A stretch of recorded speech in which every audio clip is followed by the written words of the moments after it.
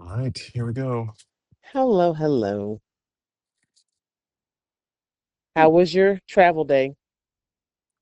was good. It was long. Okay. You had the Um, early flight? no, at like 11. Okay. Um, but still it's like a 4 hour flight. And then All right. uh I didn't rent a car, so just taking the public transit, figuring all that out, which it wasn't Oh, nice. hard. Um, I just I love real cities. I wish Nashville was a real city. Well, so Seattle has a real transit system? Yes, absolutely. I, Nice. I got a train that took me approximately to where I needed to go, like maybe 20 minutes from the place I was staying, or 20 minutes Right. walking, 20 minutes by foot. Um, Okay. but even like last night, I was checking stuff and realized like, oh, I can like book a free shuttle to the train stop, to and from. So like I could just call for a car, they drop me off, and then I take the train. And then when I get back, just take one of the already ready shuttles to my spot. So like this is amazing. Why doesn't everyone do this? You said free shuttle? I said free. That's unheard of. That is not typical. And they're all like electric cars. So like it's kind of like Uber, but just it's a free thing. You know who did that years ago? Well, not I don't know about the Uber version of it, but Chattanooga had the electric Oh yeah. buses, I think it was. Yeah, remember the day that year we were there and we took their buses and they were electric, they were rolling out their electric system and they were free, they were complimentary. So that's been going on there for a little while, but not the Uber version. That's nice and very convenient. Yes, incredibly so. Wow.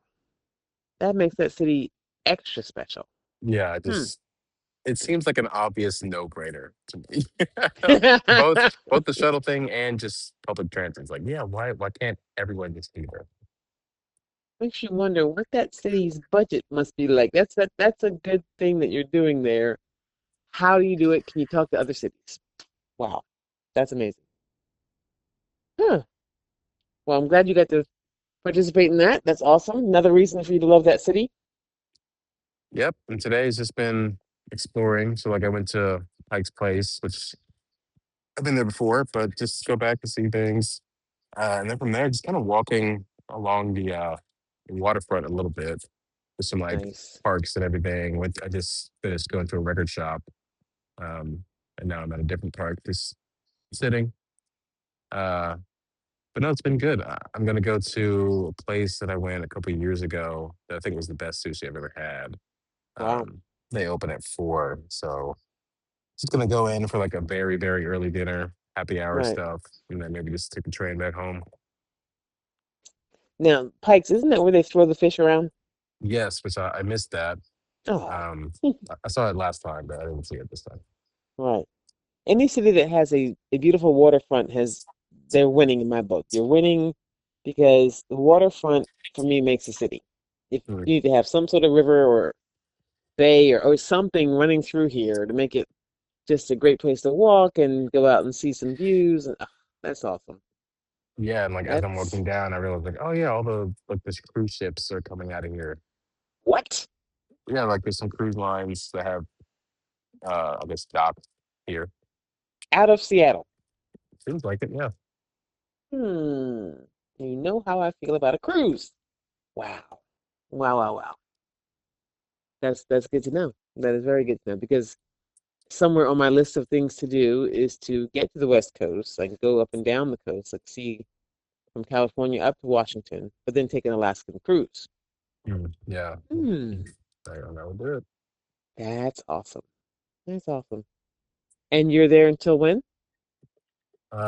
Friday night, Okay. my flight back is at 11 p.m. Okay, so like an overnight almost. Yes, definitely. Nice. Well, good. Good, good, good. Hope you enjoy the week nicely. Is this work and play, or is it just play? What is this? It's just play. That's it. Good, good, good, good. Concert that you're enjoying happening this week? Yes. Thursday Mm. night. Um, he's the reason why I came. Like this guy's doing Right. a 10th anniversary show of his first album, which is my favorite. Okay. So yeah, that'll be good. Awesome. It sounds like a great place to be. to enjoy a concert for a person that you really love hearing. That's awesome. Yeah. Good, good, good. Well, I get to go back to work tomorrow. Yay! Wow. Yay! Thank God for a job. I love it so. And I'm also talking about retiring 1 year earlier. So like in So, a year then? no, actually, the end of 27, 28. Got it. At the end of 27, 28, Lord willing, I will be retiring from the schedule. And that's really what it comes down to. That I cannot see not working in some capacity, but Monday through Friday on a no, not like that.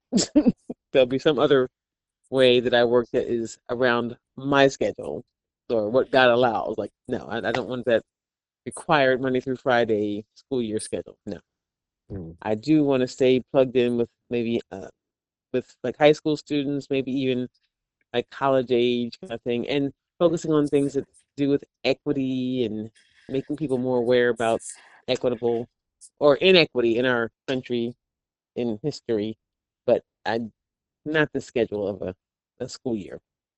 Yeah. Looking forward to that. So looking forward to that. And just enjoyed the cruise, even not having had my surgery.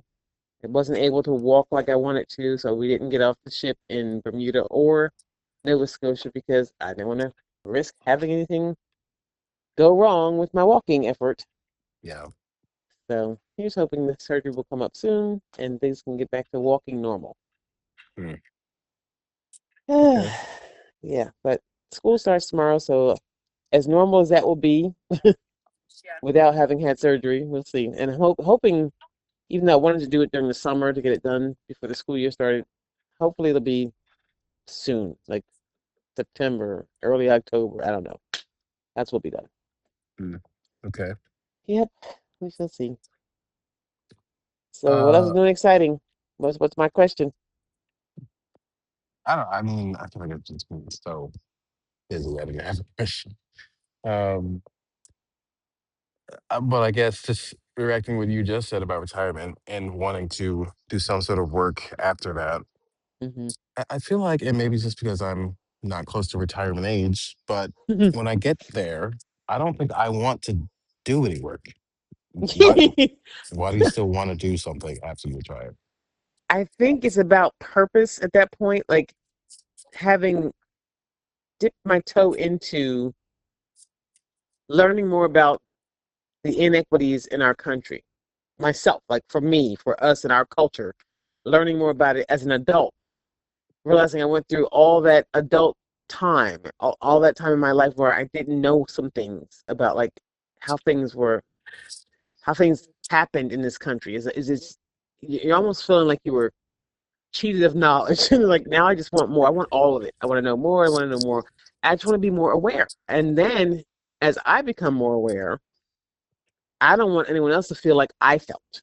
Like, did you know this? And Mm. did you want to know? Because maybe because it wasn't shared with you during your educational, your formative years, in your grade school time, that it wasn't primary, it wasn't a focus, but it's a fact. It happened.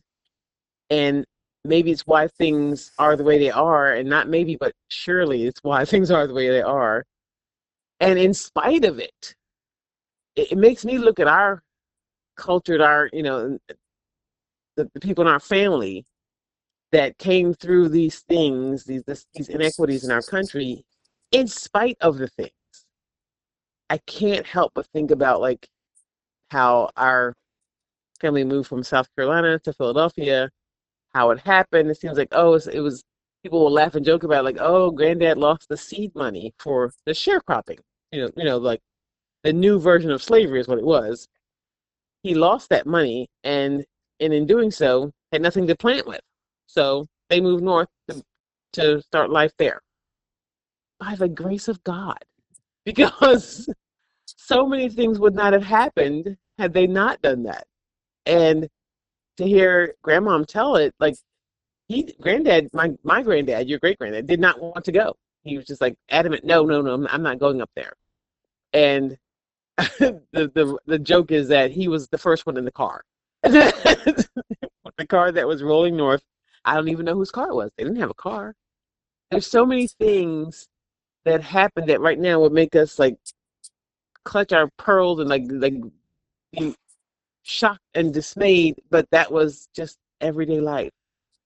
And as they moved north and they came to this understanding, okay, this is what we do now with their little limited information about Northern life. Don't forget, they're leaving sharecropping, they're leaving South Carolina. They have no clue about Philadelphia. Yeah. And grandmom's to hear her tell even a little bit of her stories, like she says, I didn't even know how to dial a phone because they had seven numbers like we do, except for our area codes. They use seven numbers in Philadelphia. In Prosperity, South Carolina, they didn't use seven. Like they would just call, I guess, the operator, and they would patch you through. And it was just the things you had. It was like another world. She had to figure out how to live in another world, and so many things happened that she survived, and she kept surviving. And this past 6 weeks, I guess it is. It's been. I've been recording Granddad's story. Now, Granddad didn't do a northern migration. He was born and raised in Philadelphia, which is not typical for people his age. Usually, they came from some African Americans who are in Philly or typically came from somewhere else. Nope, he was born and raised in Philly. And his story is so interesting because was he was blessed with some opportunities that weren't typical for men of color. He ended up retiring from the Federal Reserve Bank of Philadelphia as an officer without a college degree because of his work path that he was on and the time in which he did it. He was able to go to like a vocational trade school where he learned some computer programming back when like the Hidden Figures time. He Hmm. was like ground floor learning these things. Went to the army he was drafted. What did he enlist? I forgot. I have to ask him again. For a couple years, I think he was drafted in there for a while, came back to his job at the Federal Reserve. They kept his job for him. So he went right back to work. In fact, he says he got home on a Friday and went to work on that Monday. There was no like, oh, I'm going to take a break. Nope. He went right to work. He didn't want to risk losing his position. Yeah. Just that work ethic stayed with him because he retired after 41 years at the Federal Reserve Bank. And just hearing his stories about the things that happened, it's just like those things I've loved learning. And those and more. I've shared with you a few of my favorite quotes from James Baldwin. Like, I didn't hear about him much in school. I did not hear about him much when I was in high school or college. And now that I'm coming to a better understanding of his writings and all that he stood for, like, and Dr. King, of course, Malcolm X, all these people and different people who we aren't even, they aren't commonplace names. Like, this is something I want to learn more about myself, become more aware of myself, and then share with those who also might want to because they might not hear it in the typical school setting. Sure. That's why retirement is different for me. Like I want it, but I don't want to. I want to make people more aware about things. I really want to do it in a faith-based setting. That's where I really want to do. Like I really want to have where you understand that we have all that we have because of Christ. We do. No one, no child of God lives this life without knowing that God is in control. Christ is Lord to the glory of God. Can you please acknowledge that you're living in a country where some people didn't all have the same privilege Mm. and do things differently, different, not less. I How do think you, that, sorry, go ahead. Go yeah, ahead. go ahead. No, go ahead. How do you foresee, let's say, best case scenario, all this happens, but you go to a place that is faith based and you do your best to talk about all these truths and a lot of history that hasn't been spoken of as widely. Hmm. And people don't want to accept it because it's not the thing that they're ready to hear, I guess. Like, no, that didn't happen, or that didn't really happen. Like, surely not. Yeah. One of my least favorite things to hear them say, like, well, that was back then. Let's just move on. Let's just move forward. Well, everything that we do is based on what was done, right? Like the tapes playing in our head, our history, that our background makes us who we are today. So what's sad is when you want to like not shun, not judge, but whatever it is that you do to people when they don't act the way you do and you think they should. Did they grow up like you? Did they have the same experiences as you? Did they have the same privilege and access to things that you had? If they didn't, do you know why? I mean, that's my favorite quote. It's not even a equity. Well, it is, but it's from special education. It's from Temple Grandin. My favorite, one of my favorite quotes. And I'm just saying it the way I like to say it. Different, not less. Is what she said. But and it was because as a person with autism, she was treated like she was less than a person. Like she was not treated like someone without autism. And what she wanted them to learn, if they learned nothing else, was that I am different, not less than. That needs to be like the statement for every situation. Like, unless I am like coming at you trying to harm you, that's bad. Harm is Mhm. bad, but a way of doing things, that's just different. A way of eating, that's just different. Like, I think you might remember, I hate okra. Like my mother, like my family, like you. I think you even like fried okra. Like I some do. people like okra. I hate okra. Like okra is the devil. So I can't judge someone based on a thing they like, don't like, whatever. It's different. Okay, you do you. Good for you. Enjoy it. Enjoy your okra. But sadly, people get stuck because they've fixed in their minds that the way I know, the way I've seen is the right way, the Hmm. only way it should be. Now, what will I do if I come against that in a faith-based setting? I'm going to pray. First of all, like, Lord, your will be done. If this is, I can't think for 1 second that what I'm going to say to someone is going to change their hearts about how they feel about things. If the Holy Spirit of God can't do it, who do I think I am? I'm not going to. But something about shaking the dust off your feet or wipe, yeah, I've done what I can do by the grace of God. And I know I will prayerfully go into everything I do and say being swift to hear, slow to speak, slow to wrath. I'm not going to get mad. It's between you and God. That's between you and God. Work that out. That's not for me to beat you over the head with something, but you are now more aware. You've heard it, and my prayer is to like bring something that is based on the word of God, based on truth, based on things that are verifiable, evidence-based conversations that we're going to want to have, and just in love. Like, can we acknowledge, like today in history, if I'm not mistaken, today in history was the first ship landing in Jamestown uh, with enslaved Africans Mm. that have been, as they say, trafficked. Truthfully, it's like trafficked. Like if you said that term today, people would be up in arms. They were stolen, they were trafficked, and they were put into slavery. So when your entire system buys into that, from president down, and for 400 years, it's been allowed to happen. Do you not think it's affected generations of people? And don't forget, even after the date says slavery was over, Juneteenth is in place because 2 years later, Texas Galveston just get found out, and after that there was the lynching, terror lynchings. That's where you learn about that from different programs. That'll go so deep you don't want to know, but maybe you need to know. Then you have Jim Crow. You have all the civil rights movement. All these things are still. Why is it still? Because in the hearts of some people, it's different and less. Yeah. And that's the sad truth. That's the sad reality. You think you're better.